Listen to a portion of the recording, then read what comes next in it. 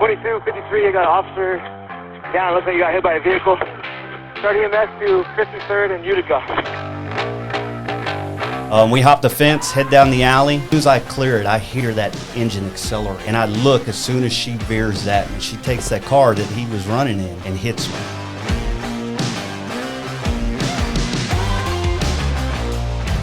Oh, my God. Hey, Team PA, we're back. It's Blue Grit Podcast. Clint McNear and Tyler Owen. Tyler Owen. Welcome back. We got a cool episode today. We've been trying to get some of the field reps on, and we are proud to have, and this is a safe episode for children because we have one on the show today. He's not Clint's son, I promise. Or my grandson. He's not my grandson either. Yeah. Andrew Skipton, Lubbock PD, part-time field rep. That's me. Rancher, cowboy, Lubbock PD's finest. Don't know about finest, but I do work there. Yeah. Welcome on. Thank you for having me. Intro our guest. Today we've got Michael Matzik. He is a legend at the Lubbock Police Department, maybe more infamous than famous. He is kind of a whisper in the hallways of the Lubbock Police Academy. You don't want to say his name too loud or he might show up and smoke you until you can't breathe. I wouldn't know anything about that because I was a model Academy graduate of the Lubbock Police Academy. Seriously doubt that. There's no way. We never had any run-ins, and he definitely was like, that guy, he's going to make it. So here we are today, exactly where he expected us to be 3 years down the road. Yeah. I call bullshit. Yeah, welcome to the show, man. 100% BS on that. Do you know what you're getting yourself into? I have no idea. Yeah. So, you guys obviously met in the academy. Good kid. And how long ago was that? You tell me. I started the police academy in September of 2020, graduated in April of 21. So we got to know each other for about 6 months of my life, and it was a very long 6 months. I take it you guys didn't get along too well in the academy. I get along with everybody. Yeah. Yeah. You have certain students that are challenging during this part of their career that you kind of push them through. I will say that I get along better with others than some. Some get to know me a little bit better than others, but yeah. And Skip was definitely a product of that. Great kid. Great kid. Great kid. And that's awesome. That's awesome. How long have you been on Lubbock? 21 years. Over 21 now. Nice. We like to kick these off, man. Tell us who you are, where you grew up. Michael Matzik. Grew up in Lubbock, but born in Honolulu, Hawaii. Dang. A lot like Lubbock, right? Honolulu and Hawaii are almost identical. I mean, mirror images of each other. Yeah, exactly. Mirror images. Actually born on Pearl Harbor Day in Pearl Harbor. So wow. Fun little fact about Bet your me there. birthdays are interesting. Very. Grew up here. I was an Army brat, so my dad moved around quite a bit. I'd say 88, I moved to Ransom Canyon, which is right outside of Lubbock, and officially been there actually as a Lubbock resident since then. Went to high school, met my lovely wife in high school sweethearts. Don't hold this against me. 7th grader, freshman, started dating. Been together 35 years now, married for 27. And then joined the military. So graduated high school, went to college for a little bit, didn't pan out. Decided I better get my shit together. Yep.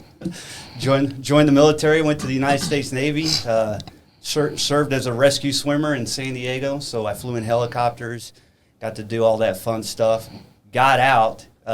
In fact, I came home, flew home off of a deployment on my birthday. My wife and my son were there, and my son, Luke, was just a little bit over a year old. And when they came out to greet me, he looked at me and was like, who the fuck are you? And I was done. I was like, I can't do. And so got out, moved back here, and had no idea what I was going to do. My dad was a cop, but I never really considered being a police officer. I had a buddy that worked for the AJ. I kind of teetered with being a police officer a little bit. Sorry. You're good. Kind of teetered with it a little bit, but then was talking to him, and he goes, hey, the sheriff department's hiring. So Went over there, and I was like, I need more money. Yeah. So I went to the city. Yeah. That is still Got on and officially hired in 2001, started the police academy in 2002. Got done with that, went out and just had fun. Had a lot of fun. And then had a little incident, kind of changed my course of direction and my career a little bit, and I'm sure we'll talk about that later. So Yeah. we've got listeners literally all over the world, India, Ukraine, I mean, everywhere. China. China. And I just want to say we had the most Texas moment we've ever had on here. Where'd you say you moved to in Texas the first place? Ransom Canyon? Yes. That is the most Texas thing we've ever said on here. Yeah, it is. For our listeners outside of Texas that assume that's very Texas, Ransom Canyon, Texas. Yeah, it is. Hell yeah. I like that. From Hawaii. From Hawaii. Yeah. Rescue swimmer is at Coast Guard or Navy? No, I didn't. Oh God! See, I was going to ask the same question, or like the That was a legit comparison. question. I am not a mud duck. That's straight Navy. Straight Navy. Absolutely. Okay. All right. I thought it was a fair question. So I didn't mean to offend. But I did watch a movie one time with Kevin Costner. Listen, I don't. I actually. He favors Ashton Kutcher. He does. actually. Yes, he does actually. That's who I thought it was when he Good came. looking man. Yeah. I actually, when I tell the kids, when I introduce myself to them in the class, I tell them, hey, I was a rescue swimmer in the Navy, and I ask them, anybody ever seen Top Gun? And they all look at me like, The Guardian. Have you ever seen The Guardian? Everybody's seen The Guardians. I said, the same thing. Yeah. Well, no offense to the Navy. I have a son deployed in the Navy right now, so no Where at? offense at all. Where at? It was a question. Fort Gordon What's he do? speaks Arabic. Smarter than me. He didn't get it from his father or his mother. That's awesome. So you started off. So obviously you started with the sheriff's office when you got out of the military, and then you went over to Lubbock PD. Yes, sir. Probably started off on patrol, and then kind of where did your career path go from there? Obviously, you had an incident that we're going to talk very much in depth about later on. Where did your career path kind of go from there? How long So, in patrol? Before you left? 5 years. 5 years. I was hit the streets. Started out on day shift against my will. I was forced to go to day shift, and then got to draft at midnights with my buddies and stuff. And we like to wreak havoc. So I had a lot of fun. Got on the SWAT team in 2007, and right after that, shortly after that, they created a directed patrol unit. So they would send us to problem areas, and we would attack those areas. And if there was a crime there, we would try to take care of it. Then we created a gang unit. I love gangs. I'm fascinated by the aspect of how they work and the intricacies and all that other. You know what's fascinating too is that the gang culture is a lot like our brotherhood, and as far as the way they operate and the way they communicate and the way they're willing to die for each other in that aspect. Yeah. So it's a lot of, and I find it interesting too. But a lot of gang activity, as far as the certain ones, motorcycle gangs is kind of what I find interest in.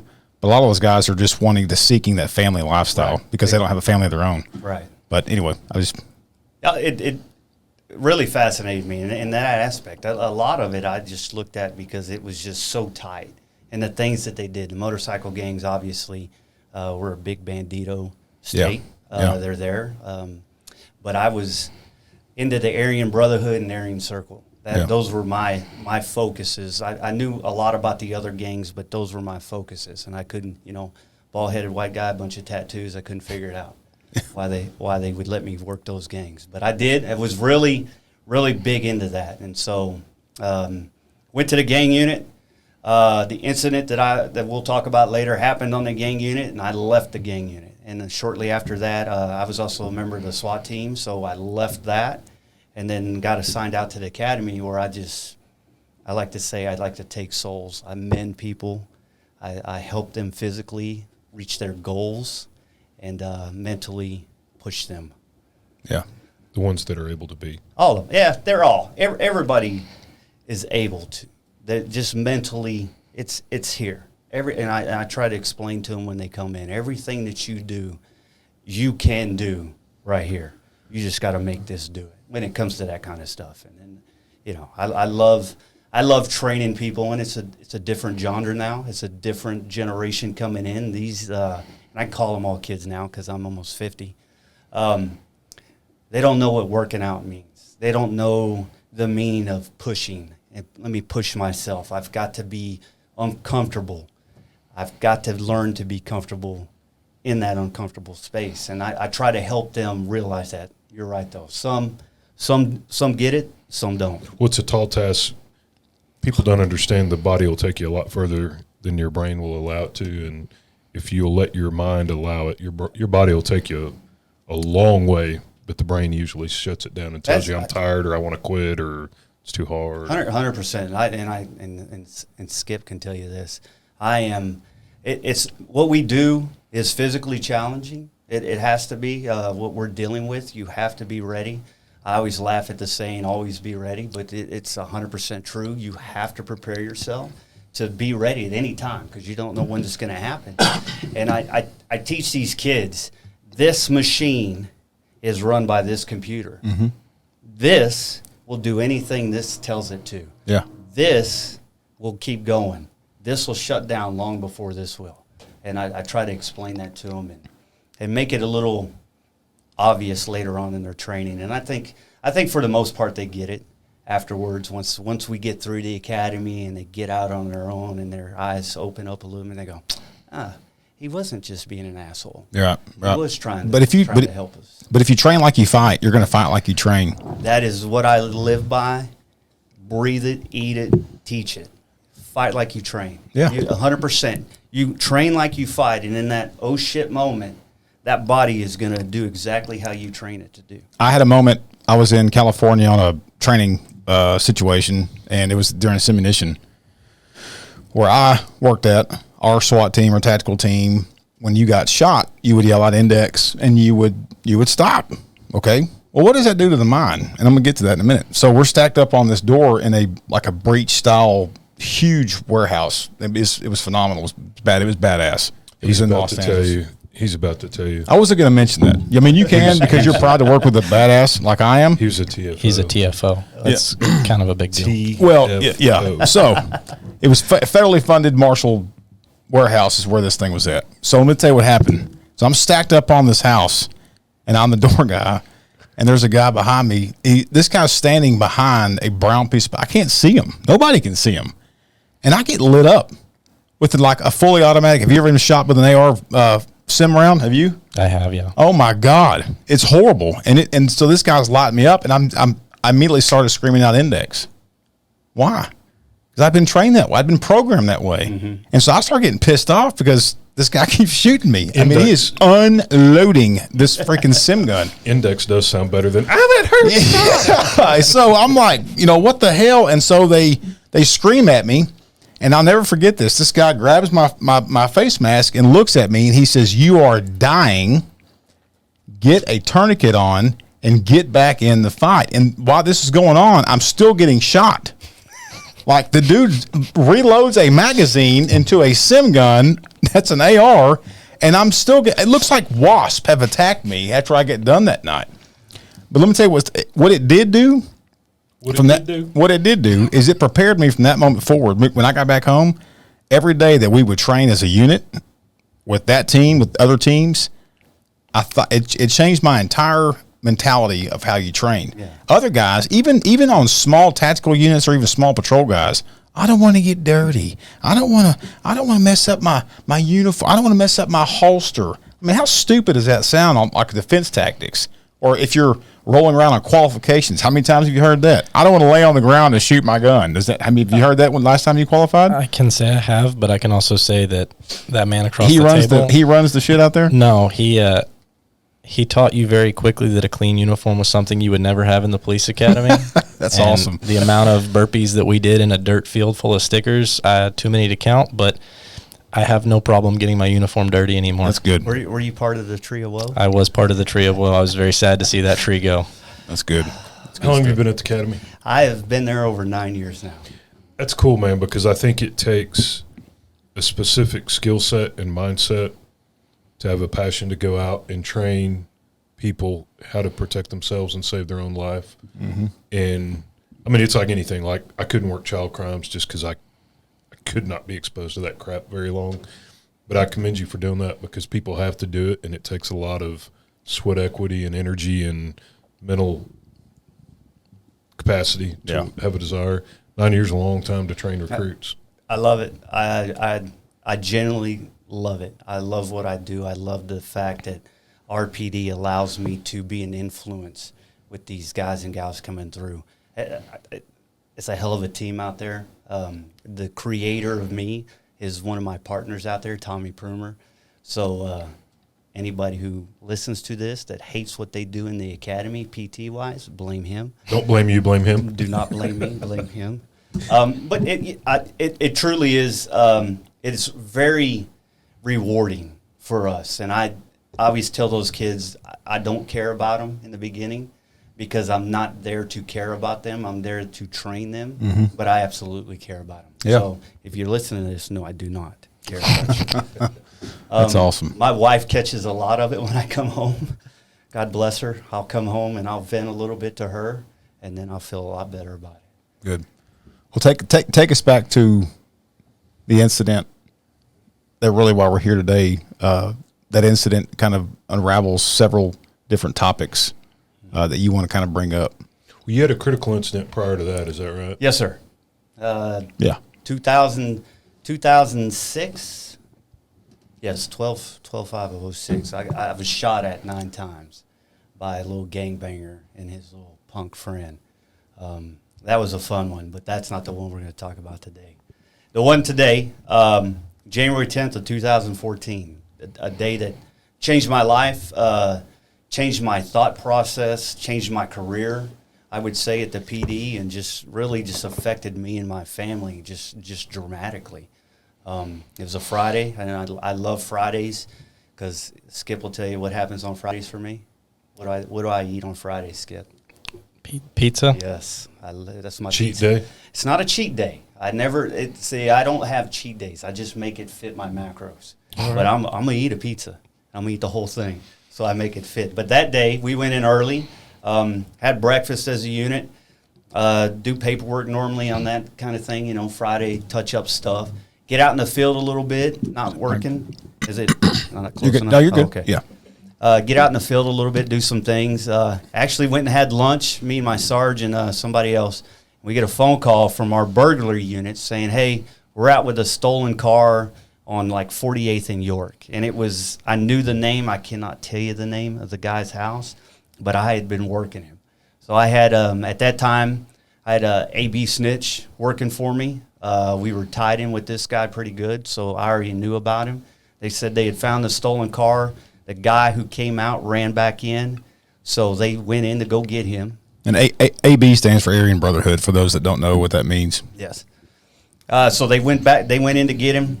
Dope, guns, stolen stuff everywhere. So they secure the house, get a search warrant. And they call us, let us know, hey, we've got a warrant for the house, but he's not here. And we knew where he was. We knew he had a storage unit over off of 50th and Frankford. So they send a couple guys over there to get eyes on it, and he's there. So they send me over to hang out and get ready to stop anybody to come by. So I go park in a parking lot, and it's 2:30, and I'm thinking, I'm out of here in an hour and a half. Are you uniform or plain clothes? Plain clothes. So I've got a blacked out Caprice. We had just gotten them. Those things are, I love those cars. What year? That one was a 14. So Okay. It was brand new. All right. Brand new. We'll get to that in a minute. Go ahead. So I'm sitting there waiting. My guys are calling it out. This car pulls up. We don't have the warrant yet. They leave. They call it out. They said, hey, there's traffic over here. Get over here. Get somebody over here so we can shut it down or shut them down. So I head over there. I'm sitting in the parking lot. Car comes back. Same car pulls back up. And we found out later that the two that went inside, the two dumbasses, go inside. They meet with the guy. He said, there's no way I'm selling you any dope. There's cops sitting right outside watching me right now because he's got cameras set up. He knows we're there. They said, well, we're not going to stop anyways. If they try to shut us down, we're running. So they leave, get in the car. They said, hey, we got the search warrant. Shut anybody down. They got it for the storage unit and the house at the same time. They said, shut anybody down. So The guy who was out there at the time, who is an actual legend of our PD, who's now retired, Scott Weems, calls out the car, calls out the tag. They pull right up in front of me. I was like, well, there they are. So I had to pull up, get behind them, reconfirm the tag with him. He said, absolutely, this is the car. I said, all right. We start heading eastbound underneath the loop. I light them up. Then I always go, I call it cherries and berries. But in that Caprice, hit the siren, let them know. And they didn't stop. And all they did, I saw the ass into that car drop. Slide right now, it's going on. southbound. Here we go. And by the time I could get on the radio and call it out, we'd already approached Slide. Charlie And I Hotel, knew they were running, 4776. obviously. But the biggest clue was when they cut through the Valero Eastbound on gas station 52nd parking from lot Slide. and didn't take the regular ride. I was like, "Whoa, Occupied two we're times, gonna run." still So we're running all eastbound. the way. So Stop he sign. cuts through there. And this is in 2014? Okay. He cuts through there, and I say he because I now know who he is. Cuts through there, and they go hit 52nd, and they're running east towards Utica. I'm right behind them, calling it out, and then we pass a stop sign and get halfway down the next block, and I see the door opening. I was like, oh, this mofo is about to run. Here we go. So I'm getting ready to run. I'm trying to call it out. The radio's got some traffic on it, so it's not letting me call out. So what he does is he opens that door and runs his car right into mine. Runs us off the road into a front yard, and then boom, bails. Well, there's a passenger in the car, but I want the driver. So I get out and chase him, and I'd never seen this before in my career. And I've been involved in several foot chases. This dude ducked his shoulder and ran through the fence. Didn't go over it. He went through it, a wood fence. Oh, wow. Yeah, I've got pictures of it. And it's pretty cool. This is a decent side of town, so those fences are actually they're pretty well built over there. Some areas of town you may not have any fence posts left, but that's a pretty good area of town. So that fence was pretty sturdy. Yeah, so he runs through the fence. I go in after him, and if you're dealing with people who deal with meth and that kind of things, and there's guns obviously involved and knives and that kind of stuff. So he crashes, does a nice little barrel roll in the backyard. Well, I'm running through, and about that time, my radio keys up as he's standing up reaching. And I just yell out over Channel 1, which you're not supposed to do. I said, I'm on you, motherfucker. I'm on you, motherfucker. I'm gonna shoot. All over the radio. So everybody is now coming because they hear that. We hop the fence, head down the alley, and I see the mail truck coming.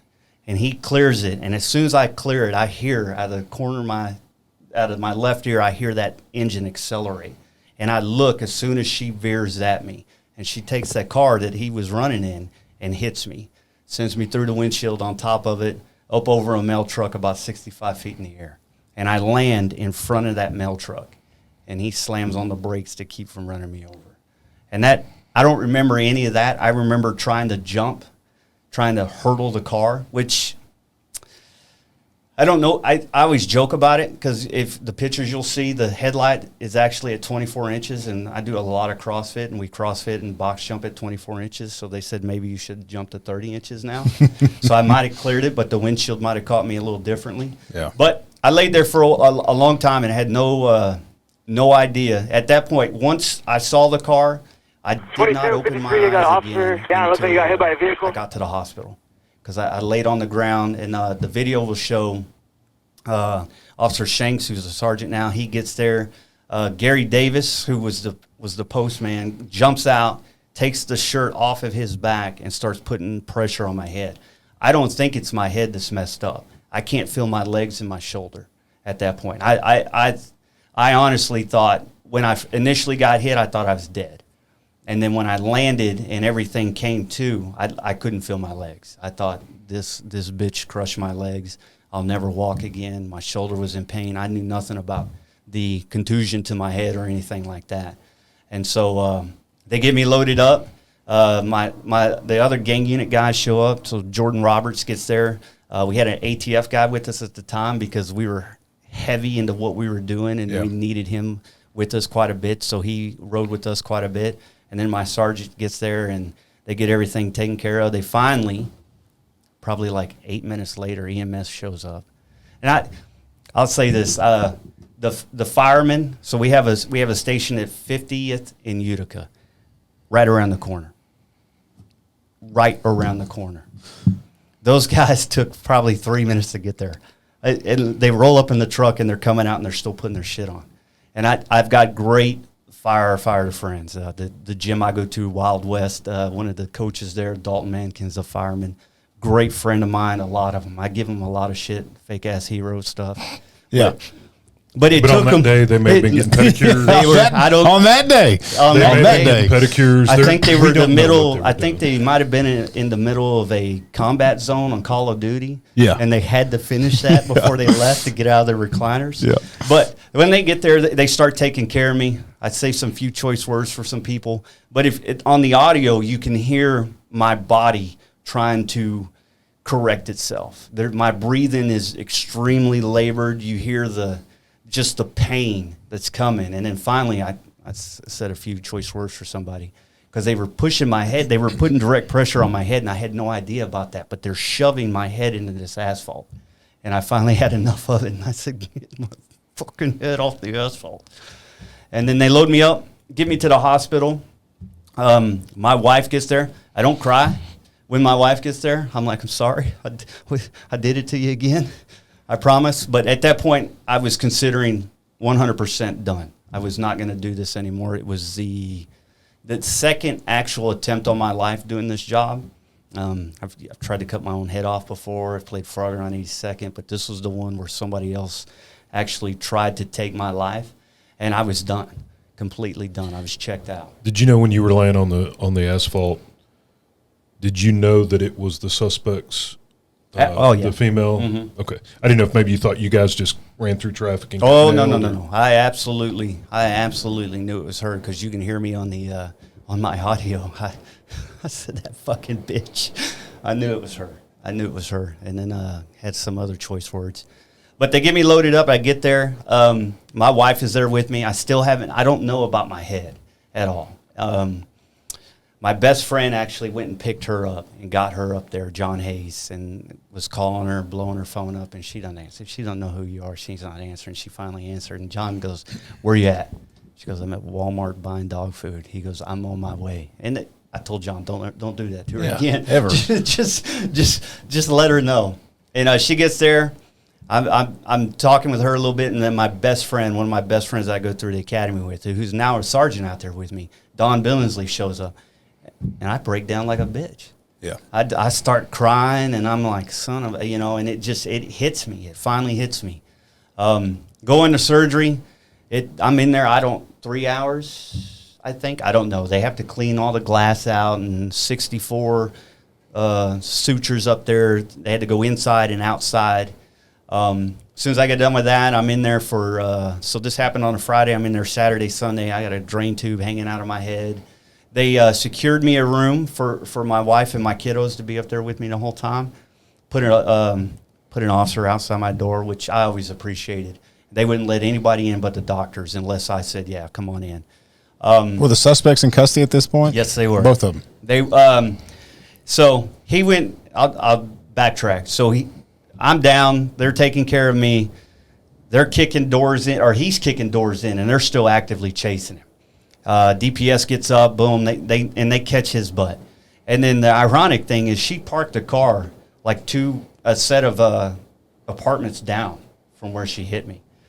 Gets out on foot and then catches a ride with somebody over back to the house over off of 34th and Quaker. And as soon as the kid came back, which there's a funny story behind that, comes back, he sees all the cops. He goes, hey, I might have just helped somebody you were looking for. Took her over here to this area, and they, boom, swarmed over there. And when they got there, she tried to run out the back and all that, and they caught her. So they had them both in custody. And the kid who gave her a ride was an SO deputy's son. Wow. So I was laughing about that. So it was a lot of, the man upstairs was definitely watching out for me that day. The reason I was asking about the suspect being in custody is that Lubbock PD put an officer outside your door. Is a citizen, or I guess a normal person, would think, well, that's probably for your safety. But the mental aspect of it and the appreciation that you have now, even how many years after, Right. it just goes back to show we're here for you. Yeah. We're not leaving. Yeah. We're here. And That was big for me. That's my point. Big. That was big for me. And I think everybody would always come in. They would check on me. They would check on on Lori and the kiddos. Hey, do you guys need anything? You good? I'm good. Most of the time I was doped up. But I was like, yeah, I'm good. And that was big. After you got hit during that time or the first several hours afterwards, were you aware that you were banged up and going to be fine? Or was there a point where you laid there and thought, yeah, I'm dead, I'm done, I'm not going to survive this? Or did you feel like I'm banged up, beat up, but I'm going to be good? I don't know when I knew my legs were okay. I 100% thought my legs were crushed. Because the AI guys came out and they said she was probably doing about 45 to 50 when she hit you. Damn. So, good. so I thought, okay, I'm never going to walk again. And then the shoulders were the left shoulder was probably the worst one because I landed on that one in front of the mail truck. That was probably the worst. And that's the one that went through the windshield as well. Both of them went. Both of them actually hitting the windshield. But that one, I think, because I landed on it, may have been a little bit more. I don't know when I knew there were no broken bones or anything like that, and that was key for me. Was I went into the surgery, got done with that, and I guess they maybe did the X-rays before they did the surgery, and then they came back and said, "Hey, you're good. There's nothing broken. Hard skull. No cracks in the skull." Nothing like that. Just a lot of blunt force trauma, I guess you could say. So you knew you were injured bad. There was never a point where you thought, "Hey, I'm dead," or "This just no." Once I knew I was on the ground, I knew I was alive. I like to say, in my mind, because we talk about mindset and stuff like that. I'm a tough son of a bitch. In my mind, I've always tell myself, I don't care what it is. If I make it through this, if I'm breathing, I'm living. Yeah. And I immediately awesome. set that in my head. Hey, you're alive. Get up and fight. There was no getting up. Well, I mean, at least the mentality was The there. mentality was, hey, now let's Right. get back to where we need to get. Yeah. So, I guess once I got it in the hospital, they with the X-rays and all that, I knew everything was going to be fine. The legs were still really bad. Had a lot of internal stuff going on that I wasn't aware of. But they cut me loose on a Sunday. They finally come up and they took the drain tube out of my head and said, "Hey, we're going to send you home. We're bringing a wheelchair." And I looked at him. I said, "The fuck you are." I said, "I'm walking out of this bitch." I said, "I'm not going to let anybody think they got the best of me." Because I knew the guys had come up and they came and saw me after they hit the storage unit and caught that guy too. But I was like, no, I'm walking out of here. And I didn't realize I had the concussion, the severity of the concussion I had, and I had a lot of inner ear issue stuff going on too. So when they released me, me and my wife walked down. We was down a hall, down an elevator, and towards the exit. And I made it to the door. And I sat down. I said, "Go get the car. I can't go any further." And then it was 16 weeks before I was back at work. Lots of rehab, more concussion more than anything. Right. And then man. Did they ever say or tell you why they thought that your injuries were not as bad as what they should have been? Yeah, so two things. The doctors accredited me surviving that entire incident was one, Safariland's body armor protecting my internal organs. So I've received I'm part of the Safe Clubs because of that. That's cool. 1884 is my number. They came out and awarded that to me, and they said because of that kept everything in here intact and didn't allow any internal injuries. And the doctors had said, had I not been in the physical condition that I was in, that I'm dead. I'm not here talking to you guys. That's a huge testament. Definitely not here.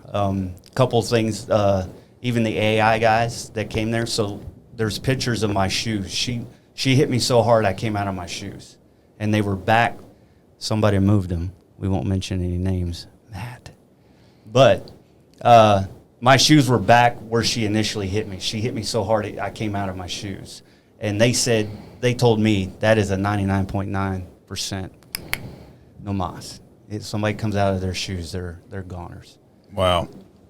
For our listeners that hear we're not having technical difficulties, it is storming like a mug in Austin, Texas. Nor is it clearing my stomach.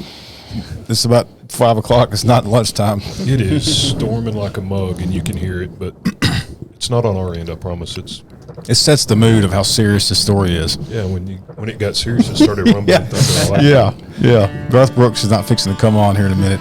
But what a testament to that you have to share with the recruits. Yeah. A personal testament, not just, well, you need to be in good shape and stay in good shape. Yeah. I mean, somebody that's living and breathing today solely because of their conditioning. Yeah, it's a big process for me, and it's part of the healing process. And I let, and Skip can kind of talk to this, I let them get so far in, and then, I see a lot of giving up on themselves physically and not wanting to push and stuff like that. And then I share this story with them, and a lot of times it'll open some eyes, and it'll be like, oh shit.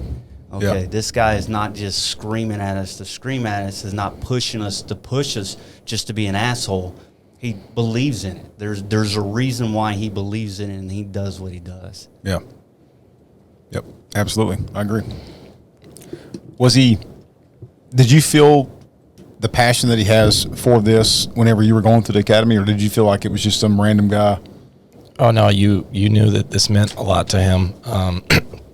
In my academy, we started with Tommy Prumer because Matzik was out of town, and I thought those workouts were death. I thought I was not going to make it through those first 2 weeks, and then he showed up, and I would have taken anything to go back to Tommy Prumer's workouts. They were, I don't want to be mean to him, but they were a cakewalk comparatively, and it sucked. And every single day he's in your face and he's yelling at you to push through, and he's telling you you're weak, but it's not that you're weak physically, it's that you're weak mentally. And finally one day it clicked for me when I started to actually get into shape, and I started to see a noticeable difference through the academy where things didn't suck as much physically. And then I will never forget the day he took us into a back classroom, and usually when he would call us into a room, it was not for something great. It was usually to get smoked. So none of us were excited to go into this room. And he sat down and he started to play the audio, and is the audio from his mic when he was keying up in the pursuit. And then there's a really, really long pause where there's no audio, and you just sit there. And of course we didn't know at the time what that audio was entailing until he showed us photographs and dash cam from the officers that responded. And you realize that in a few words, his life was pretty much gone.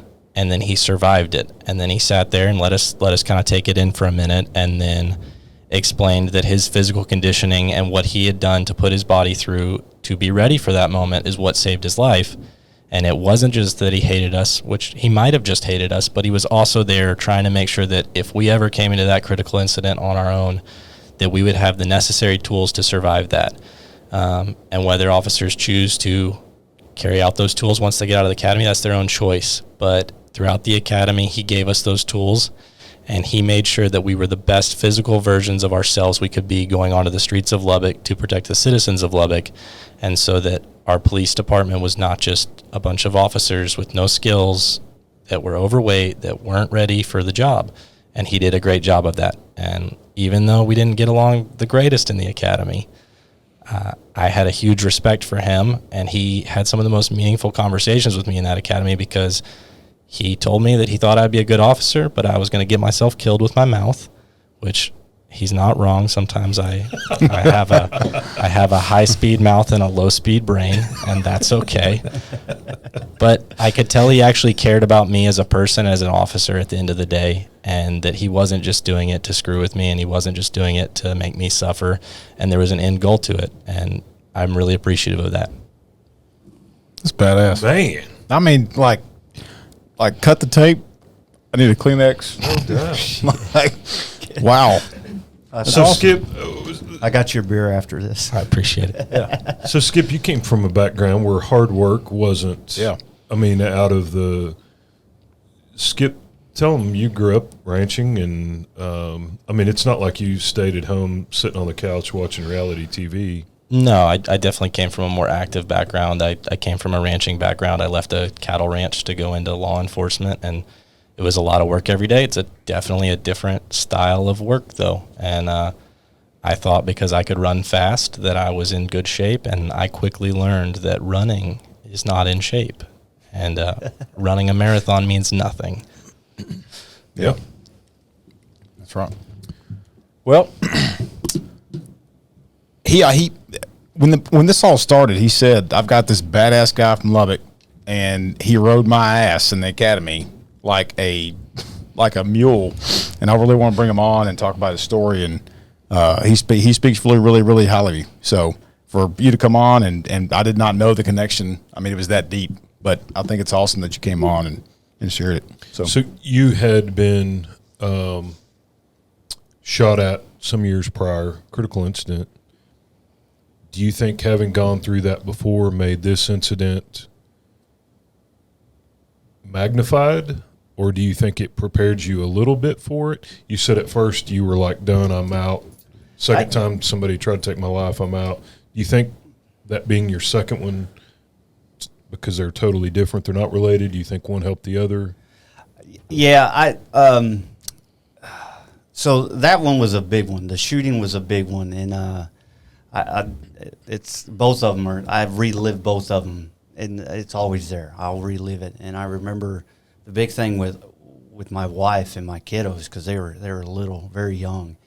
That was big, but this one was the last one, I think, for me mentally. I 100% was done. I like to consider myself a pretty good officer as far as hard charge and get out there and make stuff happen. I've walked that line when it came to good and bad. Listen, I'm firm but fair. If you need to go to jail, you're going to go to jail. Yeah. And if I need to chase you, I'm going to chase you. And in that aspect of my career, I was reckless with my body. I had that mindset of, I'm untouchable. Yep. You know, I'd been shot at 9 times by a punk little 16-year-old kid that just robbed a game room. That was already in my career. I'd been in several foot chases and had a lot of fun and jumped some stuff and tried to take my own head off and ran through traffic and did that kind of thing. So I kind of almost, I hate to say it, but I almost had that untouchable as far as physically, that mindset. And I've always been physically fit, more now than even then. This incident, I was actually training for a competition, getting ready. So my fitness was actually at a little bit different level because I was stepping up my training just a little bit. But this one right here, I was checked out. So you feel like at some point you were going to hit that wall of death or near death, and it happened to be that day. Yeah. And I told my wife, I told her numerous times, I'm done. I'm not doing this anymore. I'm not going to do this to you guys. You were the kiddos. Because I remember my daughter struggled with this bad, really, really, really bad, worried about that bitch coming over to our house to try to finish the job and that kind of thing. So it affected her really bad. I would say that. I've got great friends on the PD, and there were great people that helped me. Jimmy Paha is one of them. Chris Daniel is another one. Scott Shavers, who was he was an assistant chief at the time, said, "Hey, take a little time. Take a little time. Don't make any harsh, rash decisions at this point. Take a little time.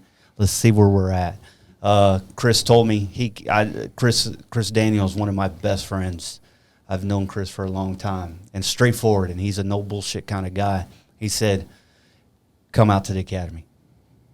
He said, "You come out there, you work with me," because he had just gotten assigned out there. And I told Jimmy who was my sergeant at the time. I said, "Hey, I think if I'm going to continue to do this, I need to take a step back, and I need to let me transfer out there." And so I did. I put in for it, interviewed for it, got the position. And then resigned from the SWAT team at that time and just focused on physical fitness, nutrition, and being the best trainer, instructor that I could be, and give these kids that were coming through everything that I had.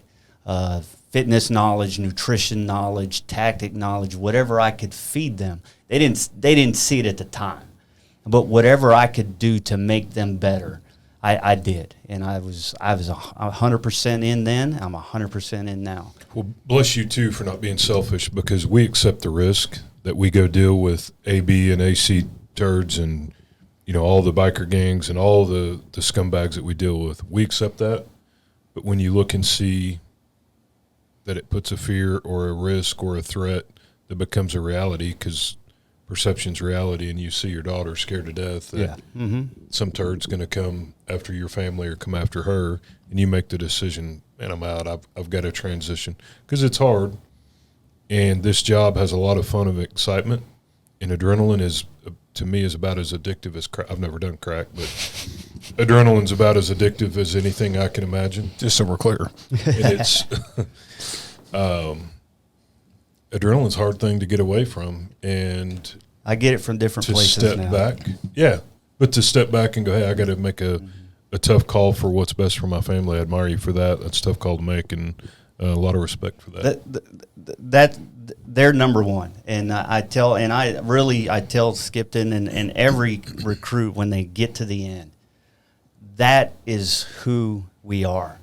Without them, we're nothing. Without our family, without our support staff that we have at home, we're nothing. And if you don't take care of that, and if you don't make them your priority, what are you doing? What are you doing? And it's tough to tell that to young folks that are new in the career and running and gunning and foot chases and car chases, and it's hard to have that broader image of this is a marathon, not a sprint. Yep. Don't kill yourself in the first couple of years. Think long term. You guys hit all the points that I always tell them, and I tell them the goals are not here. We're not looking here. It's really, it's not retirement. Okay, I want to have a good quality of life as a police officer. I'm going to take care of myself, stay healthy, be ready for any situation if it presents itself. But at the end of the day, I'm going to do my job and I'm going to go home to my family. But that's not the goal. The goal is when I hang this up and I get to spend the rest of my life with my wife and my kids and my grandkids and not worry about these turds out here anymore. That's where I want to be vested. I want my quality of life at that point to be good and not 5 years and I'm in a hospital or I'm 6 feet under. Yeah. Like the stats are for us. We need to take care of ourselves throughout our career to enjoy our retirement.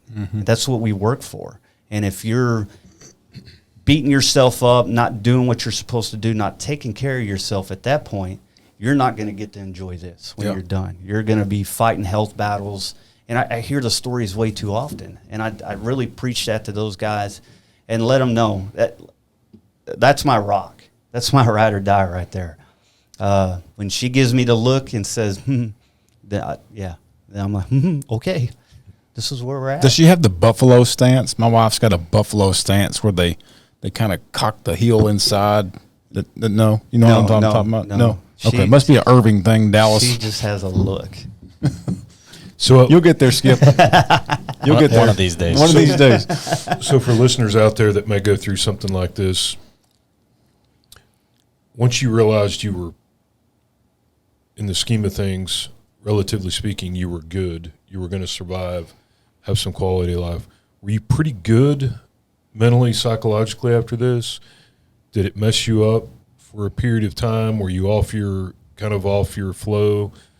And if so, was there a point where you made the turn, or was it the supportive family that helped? I was off my game. I was way off my game. It and I hate to drop the F-bomb, but it fucked me up good. I'm sure. Mentally. I had a lot of physical issues going on, inner ear issues, the concussion, the body. Started seeing my physical therapist, and Kerry Wimberly, dude's a mad genius with me. He's gone through a lot with me and has helped me tremendously getting back to the job physically. But mentally, man, it was bad, really, really, really bad for me. For probably,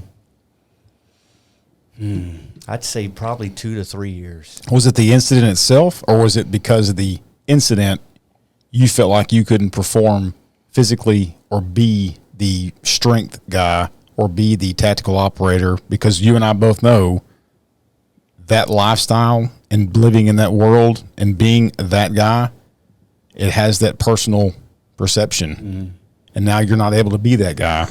And I'm sure the mental anguish of having to write that letter and step down off that SWAT team, was it that mental aspect of everything of the entire incident wrapped up into one package, or was it the incident itself? The incident itself. And I tell Skipton and anybody that comes through the academy, this is not for everybody. And I have more respect for somebody that can step up and say, "Hey, this ain't for me." Ring the bell, go home. I admire those versus the ones that are just trying to get through and hovering and all that. For me, that decision, because I talked to my wife about it and we had a nice long discussion, and it was the right thing to do. So that wasn't hard for me. That wasn't hard for me to say, "Hey, I'm stepping away." I don't need my adrenaline rush from this. I don't need to be a junkie as far as I got to go kick doors in. Let's go throw some flashbangs, run some warrants, that kind of thing. I didn't need that. What I needed was me for her. That's what I needed. And so making that decision wasn't hard. The physical aspect of me getting back to where I was a long, long road. That was really, really hard for me. My legs felt like they were 400 pounds for probably 2 years. I could run, but I couldn't run like I used to. And it messed it up so bad that I actually had to have a left knee replacement, a total knee replacement. So about a year after this happened, I went in, or 2 years actually, went in, had my whole left knee replaced. So boom, set me back again. But up until that point, I'd worked out. I'd push myself because I'm trying to be an influence for these kids coming through. I'm the type of guy that I'm not going to bark at you and tell you to do something and 400 pounds. I'll be like, "Oh, you need to be in the best shape of your life," and I got a gut hanging over. I can't hardly get out of my desk chair. Hey. Oh, I'm not calling anybody out. I'm not doing that. But I always tell them, I'll never make you do anything I haven't done or that I will not do. And I'd get in there and I'd grind with them. And listen, I'm a competitive mofo. I am not letting some 20-year-old punk come in there and beat me at anything. So I pushed, and that helped me. But I still remember, I can get out of the car now a little bit. And if it's a traffic stop or if I'm helping somebody, that it hits me. It hits me. And I remember the very first stop that I helped a SO deputy on the way into work with a traffic accident. And I got out and I sat at my door for probably 30 seconds shaking. I was like, I can't fucking move. I can't move. So I called my buddy Andy Young. Andy Young is probably one of the greatest assets our PD has. He's a retired psychologist from LCU. Hell of a guy. And you can talk to him anytime, day or night. And Andy is a really, really good friend of mine. And I called him up. I said, "Bro, we need to figure this shit out. Yeah. Because this is not good." And then it's just time. It's just I'll never be the same. I'll never work the same. My mindset will probably never be the same as it was before. But if you ask me to do something, I'm going to go through that wall and do it. So you said for about 2 to 3 years you struggled. At the 2 to 3 year mark, was it slowly the lights came back on and you were good? Or was there a steadfast moment or a polarizing moment where something changed that helped you realize I'm out of the dark and I see the light again? Yeah. So it'll be a little cheesy, but I'm big into CrossFit. Go figure. That's Skip Hill now.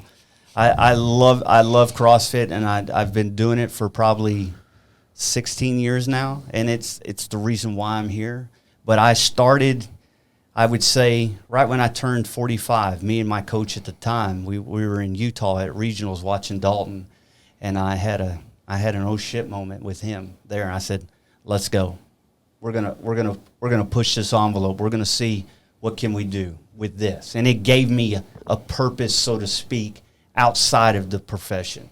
Mm-hmm. And so we flipped the switch and got nutrition dialed in and started kicking my own ass and doing things there. And that helped me recover. Mentally? Mentally was big, because not that my family and them didn't give me purpose, but I'm one of those, I need that hobby. And we talk about hobbies outside and that drive. And yes, I'm going to work out and I love working out, but why am I doing it?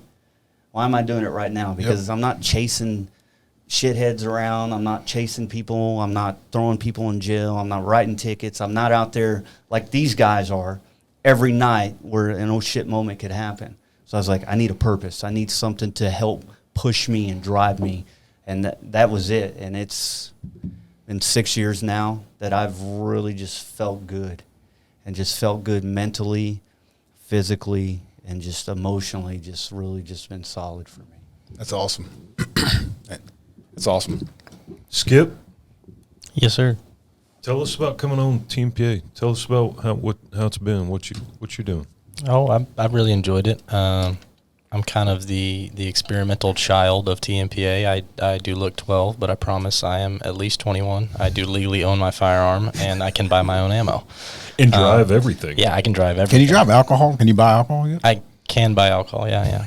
How old are you, Skip? I'm 26 years old. That dude is as old as my son.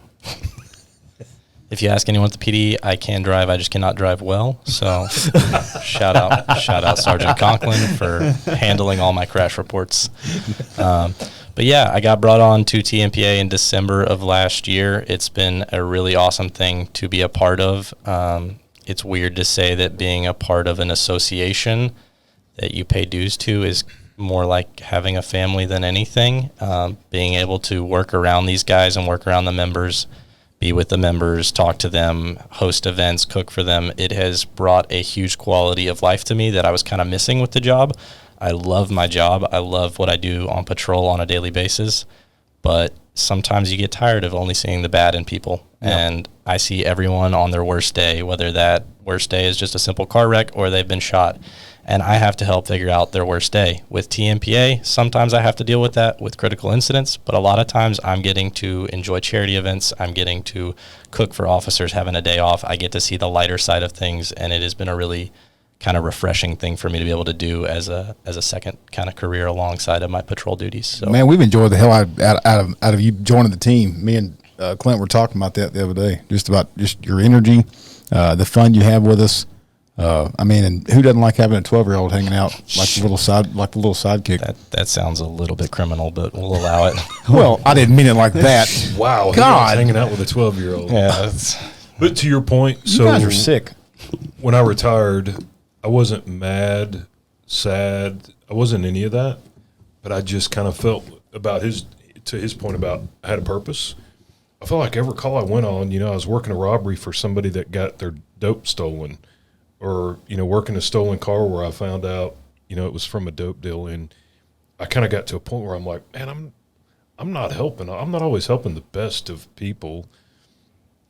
And then my passion was gone. And when TMPA come along, you start getting to help people that are helping people. I mean, in a disaster when cops are working 24-hour shifts and trying to take care of the citizens, nobody's taking care of the first responders. And that's what helped me find my passion again, is getting to help the people that help people, help me find my passion again. And man, it's been huge having you come on. It's nice to have, some of us are older and fatter, and it's been cool to have some new fresh blood. Well, I appreciate that. I got to go out to a critical incident in Lubbock just yesterday, and that was just really good for me. I bought some lunch for some guys. I sat there and I BS'd with them and just made sure that guys that I work with on a daily basis were okay after something happened. And being able to do that and assist them, but also get a quality of it for me. I mean, it's helping me as much as it's helping them. So I've really enjoyed being here, and I appreciate y'all taking a shot on me. Absolutely. I mean, I've enjoyed having you on. You're, I guess, approaching the year mark, and it's an honor, really, when you look around at the quality of officers that Texas has. 80,000 cops in Texas, and there are 16 field reps, right? Something like that. So we've got 33,000 members, roughly, and to be one of those guys, I mean, when I say it's an honor. I mean, we have a badass team, so for you to be on it, it's been awesome. And I appreciate Matzik for not kicking my ass too much so that I could graduate the police academy and make it to this day. I guess we should have talked to him before we hired you. Yeah. Maybe I will say this about Skip. That's a hell of a kid right there. He is, man. He's a hell of a kid. He does a great job. When I heard that he was part of this organization, fucking extremely happy. That's with that. awesome. That's a smart boy over there. He is. He may do some stupid shit every now and again, but that's a smart boy. He fits in well if that's the case. Trust me. It goes back to the high speed mouth, low speed brain. So Yeah, trust me. If Leighton Canary, Tyler Owen, if you knew the entire team, he fits in quite well. That's the MO. There's no doubt. Yeah, that's like a quality. It's a job requirement. I will say this: what you guys do is huge for us, and you guys you hit the nail on the head. I say we. I'm not out there. Skipton and those guys and gals are out there. We got to take care of them. Somebody's got to take care of them. We're in a time now where we're losing too many. We're losing too many to self-inflicted stuff, and there's no. The resources need to be available, and if they are in a critical incident, we need to take care of them. Yeah. We need to take care of our own. And I know everybody's he's to take it. No, we have to, because we are a family. We are a family. This is a family, and I often joked. I said we're the biggest gang there is in the U.S. I said we kick doors all the time. We kick doors, take stuff, throw people around. Put people in jail. That's what we do. But we have to take care of each other, and that starts with you guys. And you guys are doing a hell of a job. And I appreciate the association and just what you do throughout the state. Not just for our boys yesterday that had that incident, but I see the stuff all the time on the gram. Critical incident here, critical. And I'm just like, holy cow. Yeah. We got to be there. We got to take care of it. I agree. Well, we typically close out the shows with some rapid fire questions, and if you want to do the honors, because I screw up question 1 every time. Go ahead. Yeah, and also thank lovely Mrs. Matzik for coming down and joining us. She's sitting just off camera. Absolutely. But a great support system, and you guys together sound like one hell of a team. Yep. I would hate to go up against you two. It's not me you got to worry about. It's the look. Yeah. When you glance over at her once in a while, I keep looking for that look. I'm behaving right now. I'm behaving. 100%. All right. Rapid fire. Both of you. Best cop movie or line from a cop movie? Go ahead. I'll let you go first. So I am 12, so I haven't seen a lot of the older cop movies. But for me, my go-to is Super Troopers, and the line is, "Can I get a liter of cola?" And that one just can never get past that. No. I'm a Beverly Hills Cop guy. It's a good one. It's an old school, and I love the banana in the tailpipe. Yep. It's a good one. We use that quite a bit. It's awesome. Best police vehicle. He doesn't even know. So in my entire 3 years as a police officer, I've had 2 vehicles. One was a Crown Victoria, and the one I'm in currently is a Tahoe that has more miles than I'd like to say. I would trade back to my Crown Victoria any day. Yeah, it's a great vehicle. Thank you, Skip. So you're saying the Crown Vic, is that right? Between those two, the Crown Vic, absolutely. Okay, Unlimited. Crown Victoria. Crown Victoria. Go ahead. 100% the Crown Vic. Oh, yes. 100%. 2 for 2 today. You can't. Listen. Thank you. Ford Motor Company, we would love for you guys to be sponsors. You can contact us at 1-888-848-2088, 1-800-248. He can't spell Caprice. He I'm means just- Caprice. Yeah, I'm Chevy sorry. Caprice. No, it's 1-800-848-2088. Listen. As an unmarked, all day, every day, twice on Sunday, give me that Caprice. All right. Yes. That- Yeah, I will agree to that. As a marked unit that will get out there and A workhorse. just do what you want it A to workhorse. do. Absolutely, the Crown Vic. But you ain't out All running day. a Caprice. Go ahead. Let's get them, Rob. We got Question one more last 3. question. Okay, Question 3 3. questions. All right, go ahead. Favorite drink? If you don't drink alcohol, it can be anything. But I Bedtime, stick to Miller Lite. It's a very classy alcoholic beverage. that's almost like Ransom Canyon. I mean, that's Texas. That is We drink Miller Lite in Ransom Canyon in Texas. Yeah, I like it. I'm good with it. I'm a rum guy. I am a rum guy. I love Certain kind? Captain Morgan is my everyday, but if I'm feeling it's a special occasion, Frisky. there's a rum out there called Bumbu that I drink, and it tastes like banana cream pie. Is It- that on? it's- Is that do you drink it neat? I don't know anything about rum. Do you drink it neat? You mix? I mix it so I'm a health conscious kind of guy. I stay away from caramel coloring as much as I can, so I cut it with Zevia Cola. It's just a clear, natural cola that I use. It's just Oh, damn. I like in fact, I'm gonna have one after this. Sounds good. We should have brought some on. Yeah, we should have. A good host would. I thought that was If I had an office here, you guys would have had that. I don't have an office here. Like Oh that. my God. I'm not down here yet, damn it. All right. Well, this wraps up this show. I'm getting picked on and picked at and thrown at and cussed at and everything else. Our editor, producer, director, Natalie, thank you. Yeah, shout out to Rock Natalie star. Garza. I appreciate you. She does a great job on doing the cameras angles and putting up with our dumbasses on these episodes and all the scheduling. So She's a rock star. And- she is a rock star. and some of my dumbass questions I sent her. Thank you. Yep. All right, guys. You guys hit that download button, subscribe. You guys stay safe out there this week. Actually, this is the week after the National Police Week. So you guys stay safe. Please stay safe. As always, God bless you, and may God bless Texas. We're out.